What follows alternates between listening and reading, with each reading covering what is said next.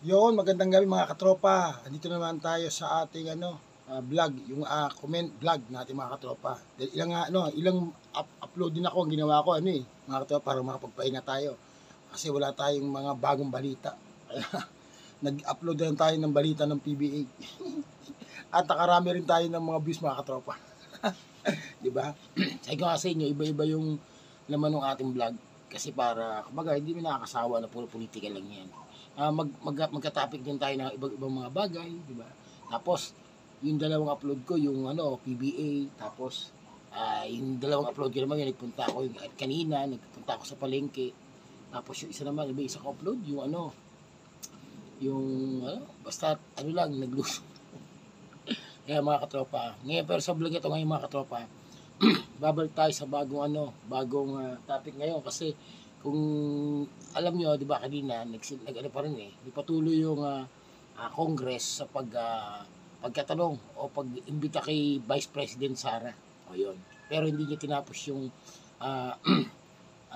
hearing dahil nga nainiwan na lang niya yung mga kasama niya ron para magpaliwanag. Yan mga katropa. Pero ayos lang yun kasi karapatan naman niya yung bilang Vice President. At syempre, resource person lang naman talaga siya. Hindi naman siya dun inakasuhan. Kumbaga, tinatanong lang, di ba? Yun lang. Kaya, definitely, hindi siya dapat napigilan ng Congress kasi dumating naman siya, umalis siya agad kasi nga, marami pa siyang gagawin. Di ba? Tapos, sa kahigit sa lahat, resource person yung resource person siya doon sa hearing na yan. Ayan.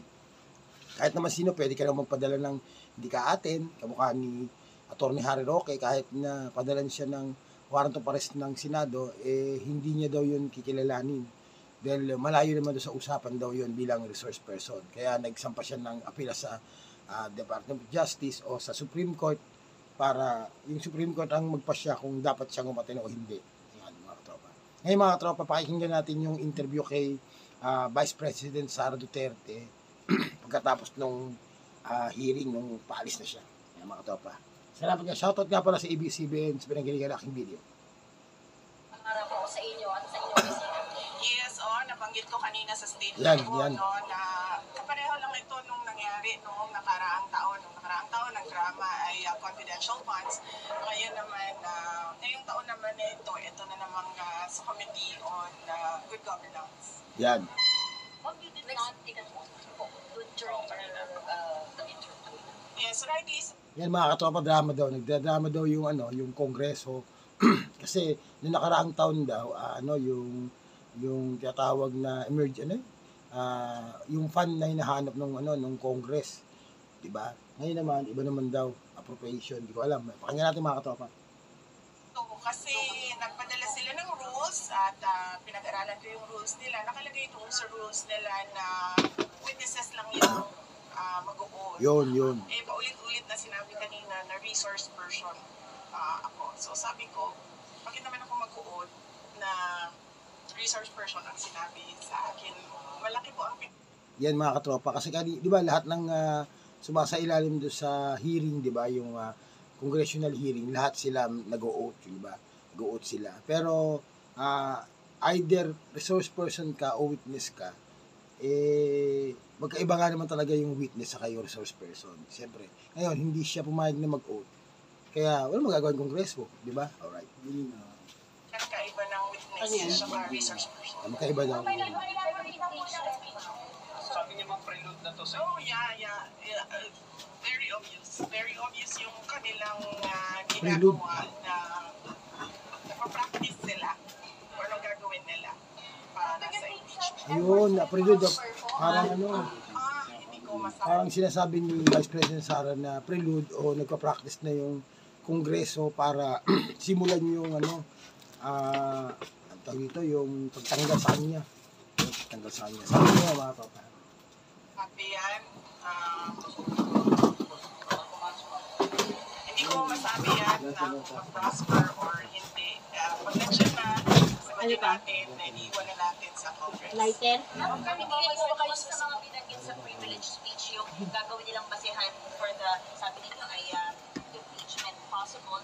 Ano po yung magiging tugon po ninyo doon sa mga nabanggit? Mga tropa, yung ano daw, prelude daw yun sa impeachment na isasagawa laban sa kanya. Pero so far, wala pa namang ganung lumalabas ng mga balita. Pero sabi ni Vice President Duterte, Sara Duterte, prelude daw yun. O ano, yung parang practice sa gagawin na impeachment laban sa kanya. Diba impeachment mga tropa, yun yung pag in-impeach ka ng Senado, ng Kongreso, tapos iakyat sa Senado, tapos magiging isang ano na lang, isang body, yung Senate sa Congress. Parang yung nangyari dati kay Pangulong Joseph dati, di ba? Tapos sa kaya yung yung judge dati, di ba? Yung judge na in-impeach nila yung yung Supreme Court judge yata o DOJ, mga tropa yan. Ganyan yun. Kumbaga, pagka in-impeach ka, tatanggalin ka sa pagiging vice president mo. Siyempre, may reason yun kailangan mga tropa dahil yung posisyon ng vice president mga tropa may mandate siya ng tao. Yan, may mandate. Pag may mandate, hindi sino man ang pwede mag-alis sa kanya diyan. Pero ayon sa batas mga tropa, may tinatawag na impeachment. Yan. Yung impeachment, isasagawa yun ng Kongreso kasama yung Senado as one body mga tropa. Ayan. Ngayon, pagka nahatulan ka na ma-impeach, wala ka sa posisyon, di ba? Pero hindi ganoon kadali yun mga katropa. Hindi ganoon kadali yun kasi mas malaki yung weight nung yung mandate ng tao kasi binoto siya mga katropa, hindi lang naman daan libo yung bumoto sa kanya. Mas malaki pa nga yung boto niya kay President Bongbong mga katropa, di ba? Kaya yung mandate na binigay ng tao, mahirap yung kalaban. Pero depende yon kung meron naman silang kaso na may sasampa kay Vice President Duterte na mabigat, na impeachable, yun, mangyayari yun mga katropa. Pero so far, sa ngayon, siguro para sa akin, hilaw yung mga katropa. Mas malaki kasi yung mas malaki kasi yung timbang nung mandate na binigay ng sambayanan kaysa rin sa mga pangkaraniwang kaso lamang na isasambong sa Pangulo o sa pangalawang Pangulo. Yan. Yan mga tropa. Antayin natin yung articles of impeachment. Yan, antayin daw. Tayo magbabase kung ano yung isasagot natin. Tama naman siya ron, mga tropa. Tama siya ron. Nagte-testing sila ngayon. Testing. Wala, sira pa rin yung printer ko eh. Testing po ito for impeachment. Oo. Paano niyo po nasabi po? Kasi nagsabi na siya kanina, diba? Yung pala mga tropa, pati na naman sa impeachment ng ating mga pinuno ng pamahalaan, may practice din. No?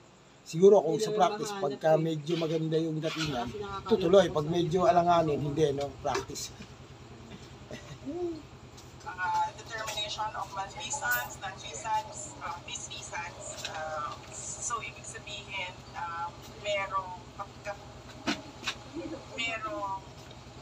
ginawang mali. Yun. Tama. Kasi yan Bakit po parang kayo sa mga congressman kahit alam nyo na kayo mismo yung i-investigahan dito sa barangay? Opo, nakatanggap ako ng invitation mula sa kanila para sa pagdinig ngayong umaga na ito at marami sa mga opisyal ng Office of the...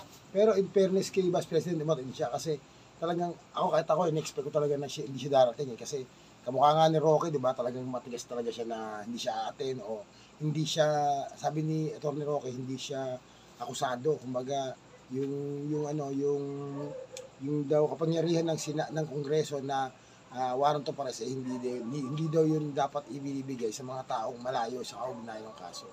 Yun ang sinasabi ni Atty. Roque. Si Vice President Sara naman, in fairness, kahit na ganun pa man yung nangyari yung nakaraang hearing na hindi siya sumasagot sa mga tanong, which is ginagawa ngayon, ganun pa rin siya. Hindi siya sasagot sa mga tanong. Pero hinayaan niya na yung mga tao niya o yung mga yung mga staff niya na sila sasagot, yung mga tropa. Pero okay na rin yun. Kasi at least, nakikita natin na naniniwala siya na may kapangyarihan yung Kongreso dun sa pinag-uusapang issue. Particular na yung budget. Yung mga tropa, tuloy natin. Vice President nakatanggap din ng invitation and lahat sila, ako yung pinadala nila na authorized representative nila, kaya nandito. Yun, pinadala pa siya, hindi lang letter yun. Kasi yung second budget. Ibig sabihin mga katropa, hindi siya pinadala ng letter o in-email. Kumbaga, personal na nagpunta yung staff ng secretariat ng Congress para ibigay sa kanya yung invitation. Kaya siguro umatin si Vice President. Para matapos na kaagad, para masabi ko na kung ano yung posisyon ko at lodge na kaagad dyan na nag-attend ang Office of the Vice Yun, President. tama, di ba? Very good, very good. Very good. Million na budget for 2025 na pre-propose ng House. Yes sir. Kung ano man yung budget na Oh, tinanggap niya, mga katropa. Yun yung gagamitin ng Office of the Yan, tinanggap niya mga katropa. Kasi kung hindi pa nalalaman, nung nakaraang hearing ng mga katropa, sinabi ni Vice President Sara na kung ano man yung gustong i-approve ng Kongreso, so be it, di ba? Kaya hindi siya sumasagot sa mga tanong, tapos sinabi niya na kung ano yung tingin nyo, tama, edi bahala kayo, di ba? Kayo na bahala magpasya kung anong magkano ibibigay nyo sa aking budget. O, maganda rin ito mga katropa kasi sinabi niya na kung ano yung in-approve ng Kongreso, yun ang gagastusin ng opisina ng pangalawang pangulo. Ayos din mga tropa, ayos yan. Dadalo po kayo sa September Ayos, 23 diba? plenary debates ng budget niyo po ng House. Hindi pa namin nagpag-usapan sa opisina kung ano yung gagawin para sa plenary debates. But we will let you know kung nandoon kami. Mag-coordinate po ba kayo kay Dong Aguio? Budget sponsor. Sumulat siya sa aming opisina at sinagot ko siya. Sabi ko, nagsabit na kami lahat ng documents na kinakailangan nila at iniiwan na namin to the pleasure Yun, of Congressman Martin Romualdez. yun. Nung opening po nung plenary debate, sinabi po ni Kumbaga, sinabi na ni Vice President Sara na kung ano talaga yung gusto nyo at bahala na kayo kung ano i-approve nyo, kung magkano o gaano kalaki ang ibibigay nyo, kung hindi nyo ibigay lahat, yung ayon do sa kahilingan ng Office of the Vice President, okay lang yun, tatanggapin nila yun. At yun magiging magiging working value do sa gagawin sa next year. Martin Romualdez, speaker po, na hindi daw ito tolerate ng House ang hypocrisy and Huwag po magturo ng kamay huwag daw magturo ng kamay, mga daliri yung kamay. O yun yung ginagawa nila ngayon di ba? Nagtuturo sila ng daliri nila. Ilang daliri yung nandyan sa loob ngayon na Yes, bumira. Bumanat. Tatakbo ng 2028, tatakbo kayo ng 2025. Sandali, sir. Ang layo ng 2034. Hindi ako tatakbo sa 2025 elections. Hindi daw siya tatakbo sa 2025 kasi 2028 pa yata 2028 pa yung presidency. 2025 next year local saka senatorial. Ibig sabihin, hindi siya tatakbo ng kahit anong posisyon sa gobyerno ngayon 2025 and matutuloy yung kanyang pagiging vice presidente, tutuloy niya hanggang sa katapusan ng kanyang termino. Papahinga ako for midterm elections. Ang nasabi pala ni Speaker is yung hindi daw rin ito tolerate ang hypocrisy and evasion. Ano pong reaction nyo doon? Pero wala naman po siya pinangalanan. Malamang ako yun dahil tinatanong ninyo ako ngayon about sa kanyang speech at sinasabi ko kung ano yung ginagawa nila ngayon dyan sa loob, yan yung inilarawan niya sa kanyang speech. Ma'am, your request and the committee to terminate the series. Ang naong. Ma'am, your request that... Thank you very much. Na tayo, lunch break na. Ayaw na gusto kumain. The committee to terminate na po itong hearing. Kasi yun yung posisyon ko. Nagpa-practice sila kung ano yung kakagat sa impeachment. Yun. Kahit anong gawin nila, wala talaga kaming ginawang mali sa Office of the Vice President. Yan ang rason kung bakit ayaw pumunta. Practice ng daw. mga tiga-Office of the Vice President. At sinabi nilang ako na lang yung ipapadala nila. Ma'am, sa next hearing, Wala pala siya kasama, katropa. Siya pa rin pala mag-isa. Kala ko yung mga katabi niya kanina, kasama niya. Para sa Hindi pala. overtime.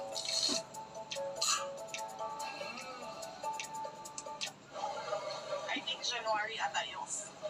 I do not have the timelines right now. Sorry. ma'am, sa next hearing nitong good government, natin pa ba kayo or enough na yung kanina? Magdidepende yan sa kung anong gagawin nila sa loob ng committee. Ma'am, yung ibang congressman nagsasabi po na wala naman daw po silang usap-usapan about impeachment. Sa inyo lang daw po nanggagaling yun pong impeachment na allegations. Ako, sino nag-inquire dito? Wala dito? Kasi last year, di ba lumabas na yung interview ni Congresswoman Francis Franz Castro at sinabi niya na may impeachment at sinabi niya yung tatlo na grounds for impeachment. Last year pa yun, ma'am. I'm from Inquiry. Wala pa naman daw, pero sa Inquirer na galing yung balita na may impeachment. Pero clarify din po ni Congresswoman Franz na hindi raw involved yung leadership. Sabi niya, hindi raw involved yung leadership. Yun lang. Kasi talaga involved yung leadership. So bakit siya nagdi-deny? It's enough na pinag-uusapan ng mga members of the House of Representatives ang impeachment. Hindi naman kailangan involved ang leadership. Pero Tama ano rin. sinasabi ng mga kaibigan nyo? Ongoing pa rin ba yung usapan sa impeachment? Paano ba? Ano sinasabi sa inyo ng mga close friend nyo dito sa House? Malabo pa pala, wala naman pala talaga impeachment. Sila lang. Ang sinasabi sa Pero hindi natin alam mga katrope kasi marami kasi nagsasalita, maraming nagkaparinig. Pero sa akin, hindi naman kailangan ng bansa ngayon yung impeachment. Hindi kailangan niya kasi magpapagulo lang yan eh. Kumbaga, ang aga-aga naman ng politika.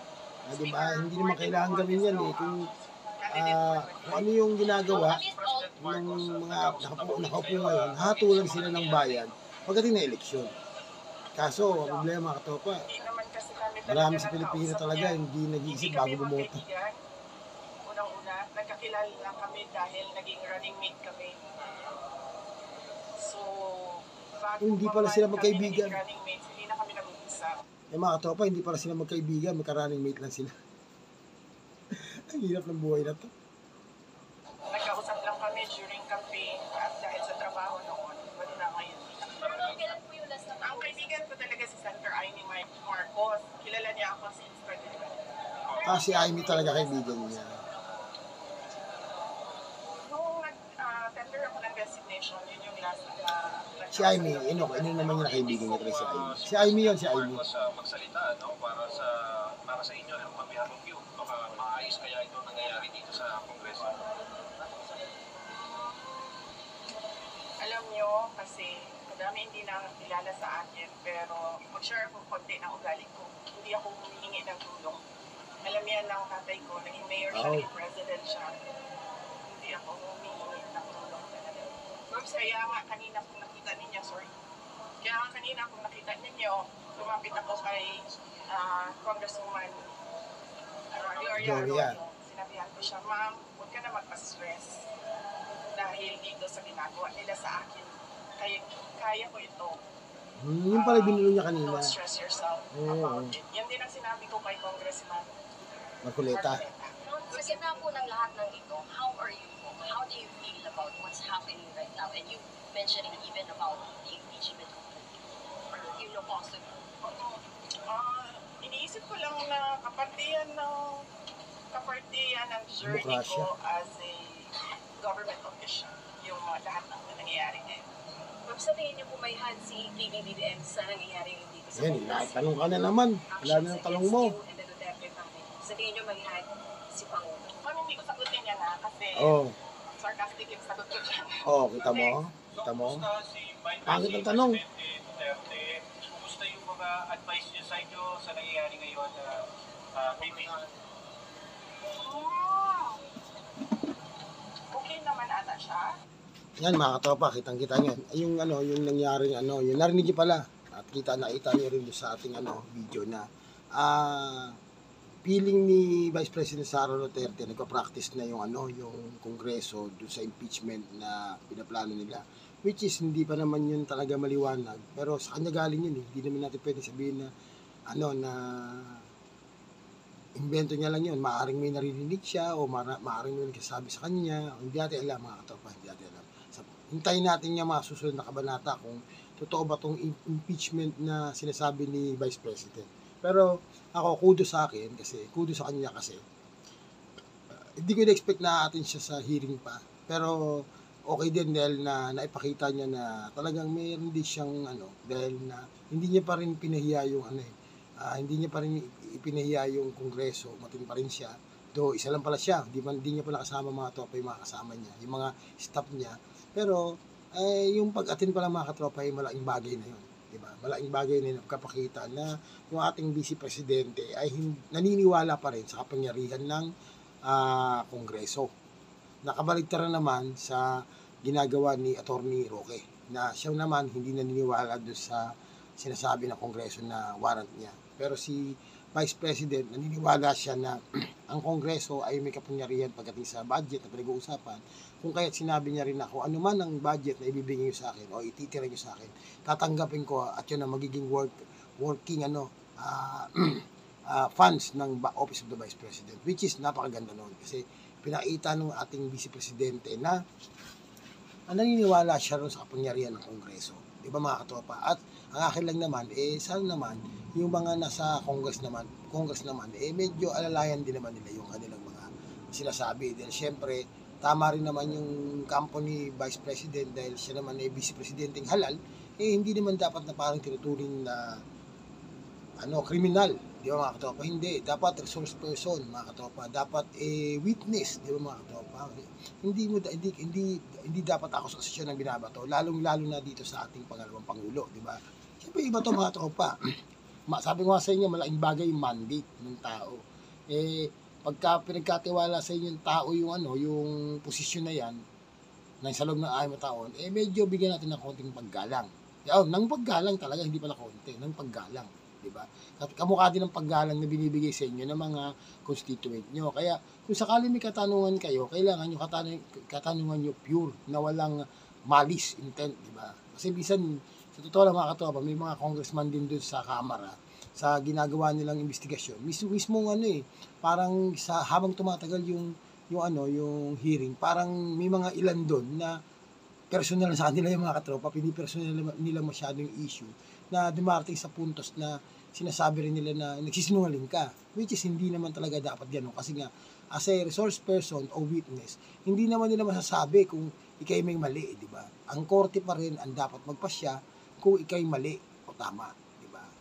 Dahil ang hearing ng Congress o ng Senate in aid of legislation ay para lang makagawa sila ng batas na yung mga batas na dapat nang dagdagan, batas na dapat baguhin, o mga batas na dapat i-upgrade, di ba mga katropa? Pero hindi intensyon ng House hearing o ng Senate hearing in aid of legislation na ang isang tao o isang kawani ng gobyerno ay paratangang may kasalanan, di ba? Dahil yun naman talaga ay dapat ang korte ang nagpapasya, mga katropa, di ba?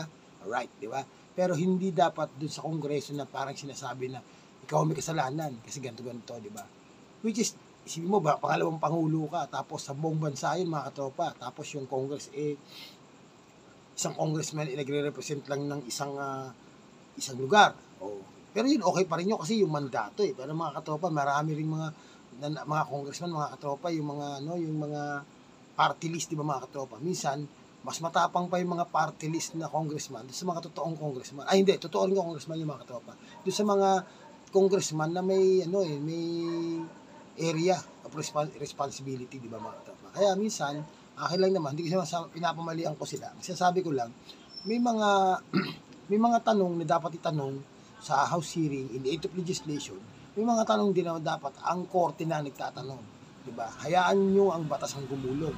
Hindi kayo sa Congress o sa Senado ang magsasabi na sinungaling ka mali ka ikaw may kasalanan di ba? Mali yun. Kasi hindi naman talaga saklaw nung nila yon ng kapangyarihan.